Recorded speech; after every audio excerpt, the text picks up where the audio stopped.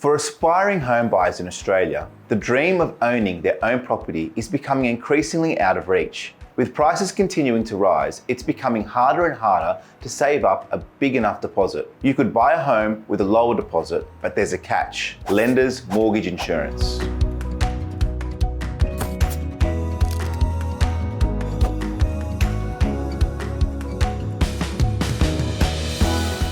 Hey everyone, Michael here from Lendstreet, helping you make informed decisions about your loan and finance needs. Probably one of the biggest hurdles you'll have to jump when it comes to entering the property market is saving for a home loan deposit. In most cases, lenders want you to save at least 20% of the house's value, and they'll fund the other 80%. But if you're eager to get into the market without having to wait to save 20%, some lenders will help out with a few options. For example, you can request to pay a 10% deposit. Some may even let you fund a home loan with as low as a 5% deposit. There is a risk for the lender though, because they're lending you more. So to balance that risk, they'll usually ask you to pay lender's mortgage insurance. Lender's mortgage insurance, or LMI, is a one-time insurance premium that a lender will ask you to pay when the loan-to-value ratio is bigger or higher than 80%. You're paying for it, but it protects the lender's interest in the event that you default on your home loan repayments. The cost of LMI will vary depending on the size of your loan, the size of your deposit, the purpose of the property, so whether it's to live in or rent out, and the lender's insurer. But it is usually a sizable amount. You have the option to pay it up front or capitalize it on your loan, which is what most borrowers end up doing. But then of course, you're going to be paying interest on it, and that makes it even more expensive. So a question we get asked often is whether there's a way to still get a home loan with a lower deposit and avoid LMI. And the good news is, yes, there is. You just have to know what those options are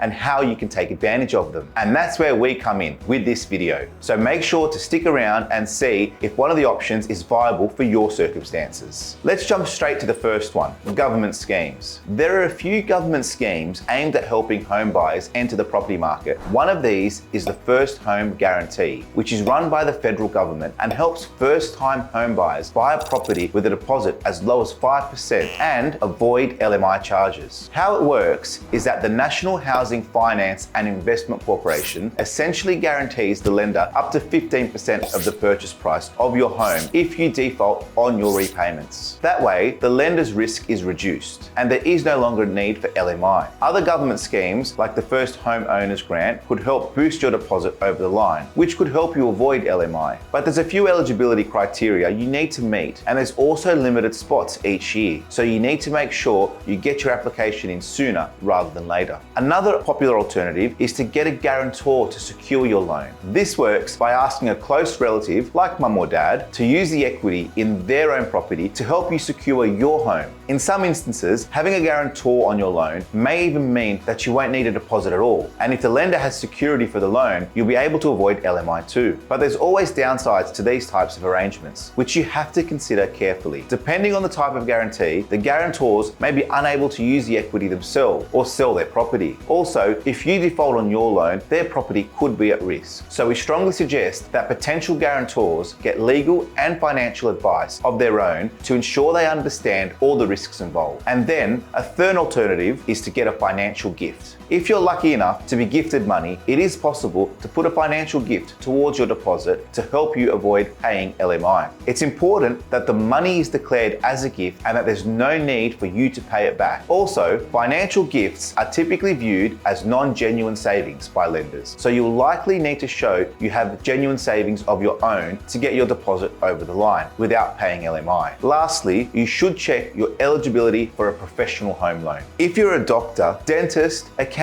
or engineer, you could be eligible to waive LMI completely, provided that you pay at least 5 to a 10% deposit. This is because lenders often provide special discounts and loan conditions for certain professionals, as they typically are high income earners and have good employment tenures. In other words, they're seen as high income earners and so having a low risk of defaulting on their home loan. So those are the top 4 ways you could potentially get away with avoiding LMI. LMI, even with a deposit that's less than 20% of the home's value. Of course, it also helps to shop around a little bit. Don't just settle on the first lender that seems to be offering an attractive deal. Having a mortgage broker on board can help you with this aspect of finding the best home loan, because we'll take into account your financial situation and objectives and provide you with a range of loan options to choose. We'll also negotiate with the lenders on your behalf to get the best possible deal. So if you're thinking of taking out a home loan without LMI, make sure you speak to one of our mortgage brokers first. Otherwise, that's it for this video. If you'd like to know more about the ins and outs of securing a home loan, make sure you hit the subscribe button and stay tuned for more videos. See you next time.